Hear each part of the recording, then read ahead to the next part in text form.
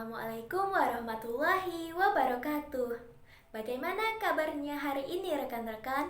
Semoga kita semua selalu dalam keadaan sehat walafiat. Baiklah, perkenalkan nama saya Novia Sri Rezeki. Pada kesempatan kali ini, saya akan membahas tentang peran guru kelas sekolah dasar dalam bimbingan konseling sebagai fasilitator. Baiklah, langsung saja kita ke materinya. Sekolah dasar merupakan sebuah lembaga pendidikan formal yang bertujuan untuk menghasilkan perkembangan yang optimal pada setiap diri individu sesuai dengan potensinya. Perkembangan optimal yang dimaksud yaitu semua aspek pribadi meliputi aspek jasmani, intelektualitas, moral, sosial, serta aspek pribadi lainnya. Setiap aspek kepribadian tersebut harus memperoleh kesempatan berkembang secara seimbang tanpa ada salah satu aspek yang terabaikan. Untuk bisa mencapai hal tersebut, setiap sekolah dasar perlu menyelenggarakan berbagai aktivitas. Aktivitas itu pada dasarnya berupa aktivitas utama ialah instruksional kokurikuler. Aspek penunjang yakni administrasi dan supervisi serta bimbingan dan layanan lain bagi kesejahteraan siswa. Dalam pelaksanaan instruksional sangat diperlukan program bimbingan dan konseling. Mengapa? Karena dalam praktiknya tidak sedikit di antara siswa dalam mengikuti proses belajar mengajar mengalami kesulitan dalam menangkap dan memahami isi pelajaran yang disampaikan oleh guru. Bimbingan dan konseling adalah dua hal yang saling terintegrasi. Bimbingan adalah proses pemberian bantuan yang terus-menerus dan sistematis kepada individu dalam memecahkan masalah yang dihadapinya agar tercapai kemampuan untuk dapat memahami dirinya, menerima dirinya, mengarahkan dirinya, dan merealisasikan dirinya sesuai dengan kemampuan yang ada pada dirinya dalam mencapai proses penyesuaian diri dengan lingkungannya, baik lingkungan keluarga, sekolah, masyarakat, maupun bangsa dan negara. Sedangkan konseling berdasarkan kesimpulan dari Dewa Ketut Soekardi adalah suatu upaya bantuan yang dilakukan dengan 4 mata atau tatap muka antara konselor dan klien. Klien di sini adalah siswa yang berisi upaya yang laras, unik, human atau manusiawi yang dilakukan dalam suasana keahlian dan didasarkan atas norma-norma yang berlaku agar siswa memperoleh konsep diri dan kepercayaan diri sendiri dalam memperbaiki tingkah lakunya pada saat ini dan mungkin pada saat yang akan datang. Di sekolah dasar, layanan bimbingan dan konseling merupakan layanan spesifik yang diberikan kepada siswa agar ia memperoleh kesempatan berkembang secara optimal sesuai dengan potensi dan minatnya, mampu mengenali dirinya sendiri dan lingkungannya, mampu mengarahkan diri, dan pada akhirnya mampu memecahkan masalah yang kemungkinan dihadapi dalam hidupnya.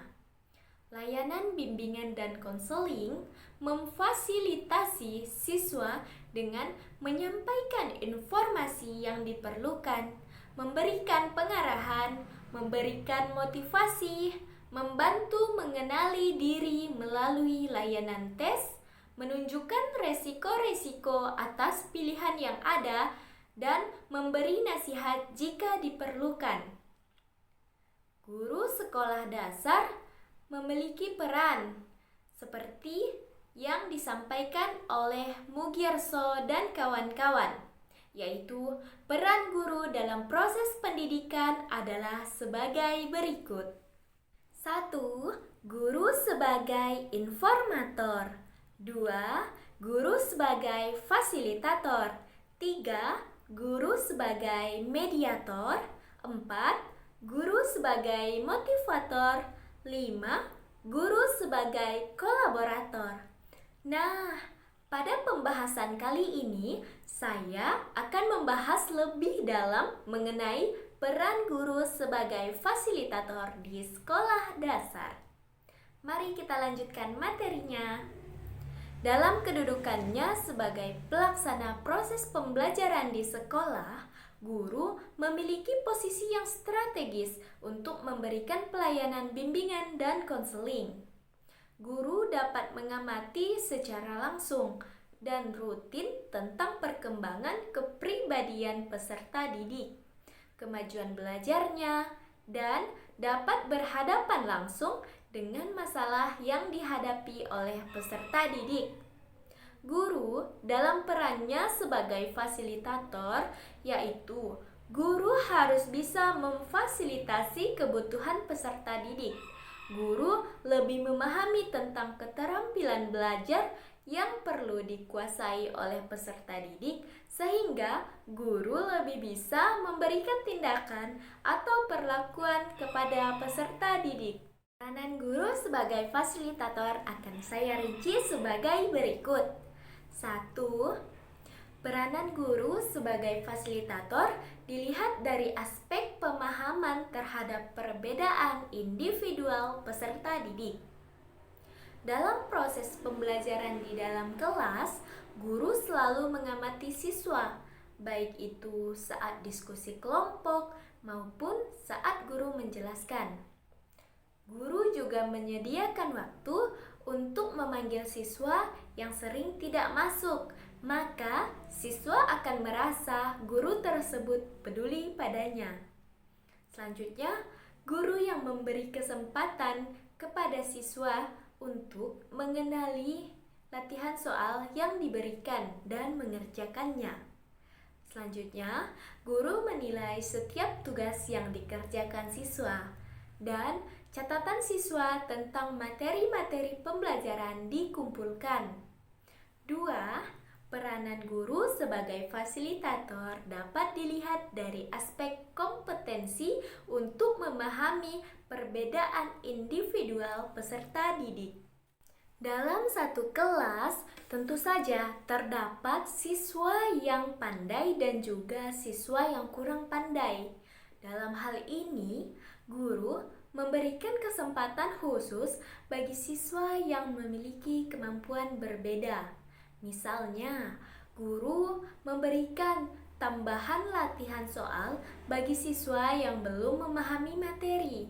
Guru memberikan penilaian sesuai dengan tugas yang diberikan. Setiap tugas yang diberikan oleh guru, baik itu tugas individu maupun tugas kelompok, selalu dikumpulkan dan diberi penilaian. Sebagai guru, harus merumuskan kompetensi dasar dengan melihat kemampuan setiap siswa, dan guru menyampaikan kompetensi dasar sesuai yang dirumuskan. Seorang guru juga harus menyukai apa yang diajarkannya kepada siswa. Dengan menyampaikan materi yang sangat menarik, akan membuat siswa lebih mudah memahami materi yang disampaikan. Dalam pembelajaran, guru juga mengelompokkan siswa secara acak. Jadi, dalam setiap kelompok ada siswa yang pandai dan juga ada siswa yang kurang pandai. Jadi, jangan dalam satu kelompok tersebut mengumpul misalnya anak-anak yang pandai dalam satu kelompok. Hal itu sebaiknya tidak dilakukan. Nah, selain metode diskusi kelompok, guru juga dapat menggunakan metode pembelajaran dengan memberi tugas atau penugasan. Guru juga harus mengikuti perkembangan pengetahuan yang mutakhir dengan cara menugaskan siswa dengan mencari tambahan materi di internet. Guru juga tidak lupa menyampaikan tujuan pembelajaran agar proses pembelajaran sesuai dengan yang ditentukan. Selain menyampaikan tujuan pembelajaran, guru juga harus memberitahu siswa agar aktif dalam proses pembelajaran. 3. Peranan guru sebagai fasilitator dapat dilihat dari aspek sikap guru. Guru tidak berlebihan dalam mempertahankan pendapat dan keyakinannya atau kurang terbuka dengan soal. Guru memberikan kesempatan kepada siswa untuk mengemukakan pendapatnya saat diskusi kelompok. Guru juga tidak hanya memberikan kesempatan kepada siswa untuk mengemukakan pendapatnya, tetapi guru juga mendengarkan jika ada siswa yang bertanya mengenai materi yang tidak dimengerti. Sebagai guru yang baik, harus bisa menerima ide siswa, baik itu sesuai ataupun tidak dengan materi yang didiskusikan. Namun, seorang guru dapat menyaring kembali ide-ide yang telah disampaikan oleh siswa. Guru, sebagai orang tua kedua bagi siswa, harus bisa memberikan perhatian kepada siswa.